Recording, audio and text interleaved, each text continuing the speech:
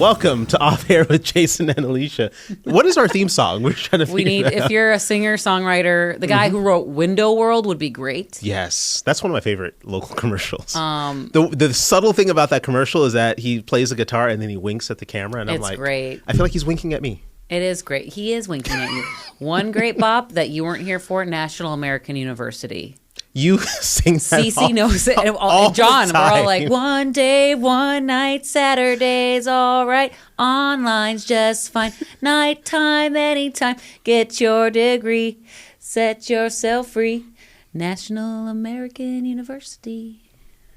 I hope they pull that for their new set of commercials that they're making. I don't know if they exist anymore. That was pretty good. If you do exist, NAU, way to go, because your jingle rocked. It's weird that the commercials and the things that kind of burrow their way into your mind as a kid that you just never forget. Like the one for the fair in Miami. It was like, the fair, be there, it's all there. The fair, be there. The fair. That's it.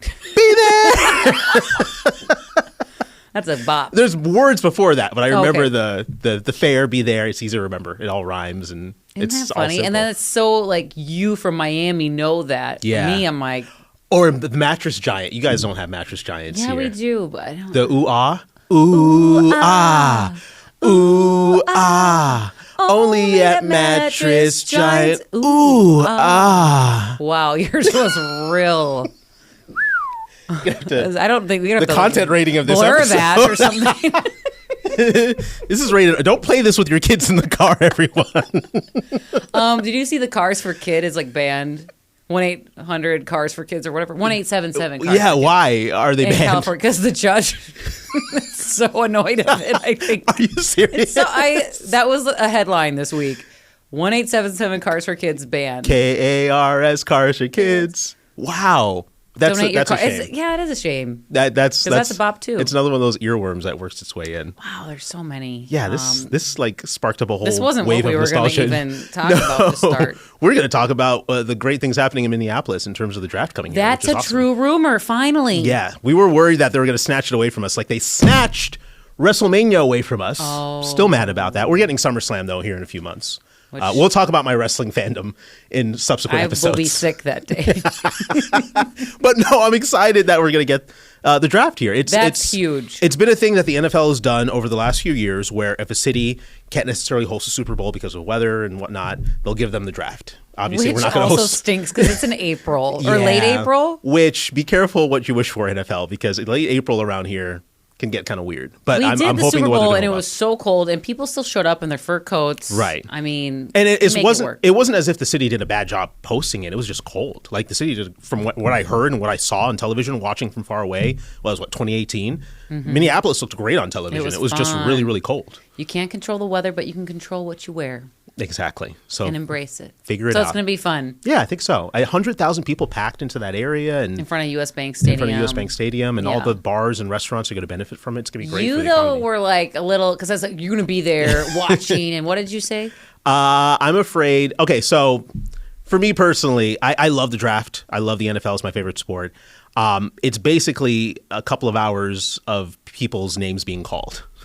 That's all it is. It's just, and for me personally, I don't know if I would be out there for that many hours, but you put it in a way that my nerd brain would understand. You're like, it's as if the Sorting Hat in Harry Potter is being put on these players and they're announcing what teams are going to, which would be really cool if you had like a helmet that you put on Francisco Mendoza and it was like Raiders, and that would be really Roger cool. Goodell is the Sorting Hat, and he's putting it on people. I don't know. Vikings, and he's like, not Vikings, He's not not the Vikings. Vikings. A rocket arm and pocket presents, and I see your decision making is very heroic. Dolphins, which would never happen because No, we're but that a if you sad look at it franchise. in that lens, the Harry Potter lens that I live in, yeah, it makes it fun. It would. And that's why so many fans love it, because they're representing their team. It reminds me of the Olympics kind of too. Yeah. You're there to represent your team and hope for the best pick. And it's a fun camaraderie of all the teams coming together. And it's just an exciting time. Yeah, it's everybody can sit there and root further. It's not like the Super Bowl. We have two teams playing and that's it. You have every team that is involved in those, what is it, 7 rounds of the draft, and everybody hope is on the line, and the future of the team is on the line, and everybody's optimistic for what their team could become. So the first round is always exciting. The rounds after that, that's when we'll go. Yeah, the last day of the draft for like rounds 4 through 7. We're just it'll kind of be less crowded. There'll be porta potties available. You were so worried about the porters. I was worried about porta potties because you look at the crowds on television, like when it was in Detroit this past year. Where do people go? It's a sea of people. Where do you go? How do you get to the bathroom? How does that work? Yeah, that's a good question. For the people on the National Mall for this upcoming draft, where do you go? Imagine you run a porter potty company or Jimmy Johnny or whatever company you run, and like you get the Super Bowl or you get a big event. Do you think their office like celebrates? It's like their Super Bowl. We got it. It's their Super Bowl. It's a Super Bowl of porta potties. And how do you sell it? We have the finest porta potties this side of the Mississippi. What are the urinal cakes? We got the best cakes.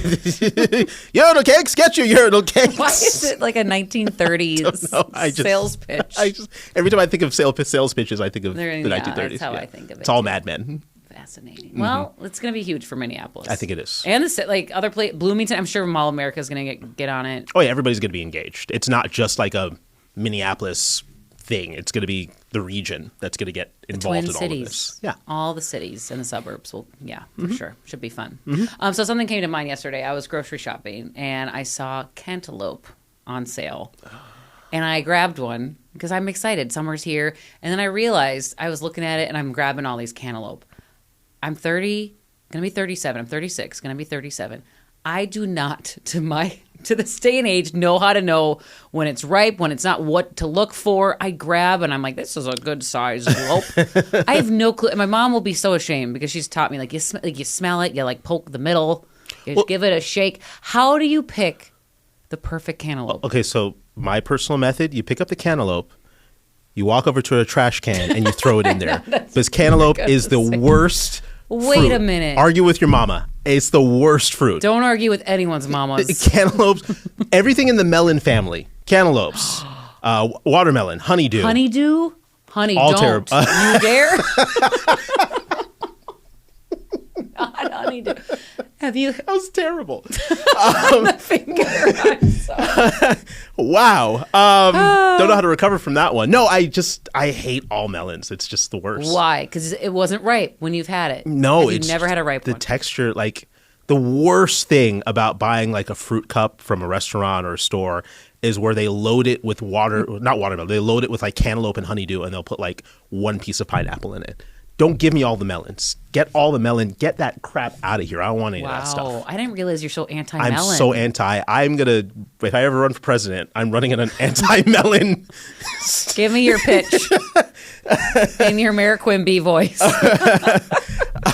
My fellow Americans, are you tired of melons? Yes. I'm the person to vote for if you want to get rid of all the melons in the world. That's horrible. You don't have my vote. That's awful. I'm I've seen people knock. Is that a thing? You can knock on the melon and listen? 3 times on the melon. That's why it's funny, because like, why are we treating these like we're shaking them, sniffing them, knocking on them?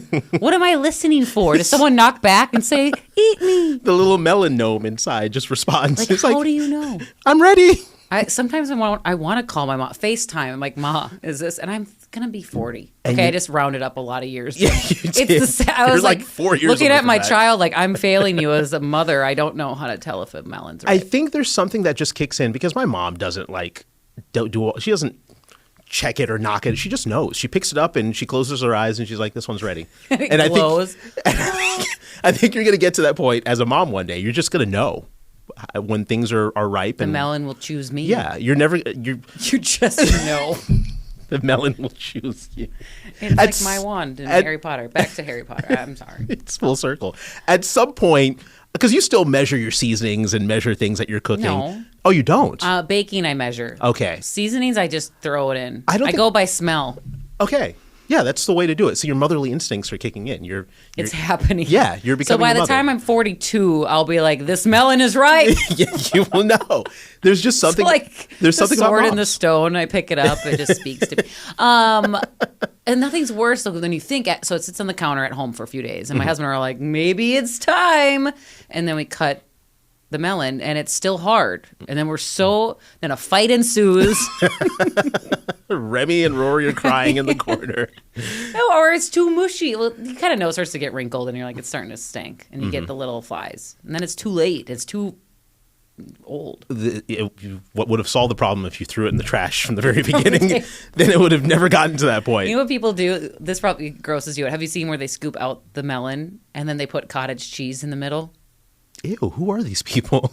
People do this. Why? Because it's that cheesiness. They think it tastes good? You've never had cottage cheese, though, so why am I even talking No, about cottage cheese that just looks like unmentionable. You sound like my 4-year-old. I can't eat it. It looks funny. Yeah, it does You look gotta funny. put it in your mouth.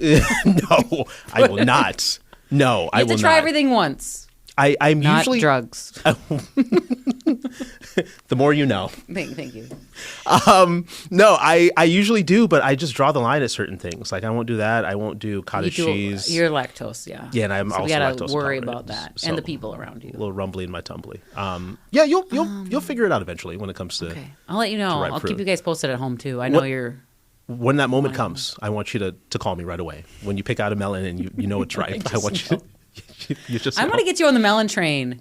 I doubt it. Choo choo it. No, that's not good. That's the melon train. The melon train farts? What is that? It's my train sound I can do. Sure thing. It's one of my fun tricks I can do. Can't pick a melon, but I can make a train sound. I bet Hop aboard, kids. We're going.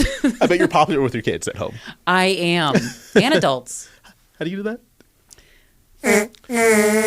Does that sound like a train? Our non-audience. Lydia, yes? No? You just have to get the knuckles. Get the knuckles. And blow air through them. That's it. Okay, jeez, you're going to pop a gasket. I love how this episode is ending with us trying to do train sounds on our heads. And this is why this is off-air. We've been renewed for another season. Yes. Congratulations. You can buy all the melons in the world now. Oh, my goodness. You know how much I paid for my on-sale melon? I don't even want to tell you. No, I want to know. Because my kids aren't going to be going to school after all. Are melons that expensive? It was $5.99 on sale. For a melon? You know how much McDonald's you can buy with that? 5? I don't know. Is there a dollar menu still at McDonald's? I don't think there is, actually. You probably can't buy much at McDonald's with that, actually, now that I think about it. Never mind. It was big. I don't care. It was a big melon. I don't care. It's still disgusting. And if this is gross, I just wasted $6. Yeah, you sure did. You could have used that money to go to Culver's and get a concrete mixer. That's unhealthy. I don't care. Melons are terrible. You can right. quote me on that. We'll end there, folks. To all our melon watchers, we're sorry. Lost that demographic. Sorry. Go watch another podcast. Go watch another melon-friendly podcast. Sorry. We'll see you next time, folks. Maybe.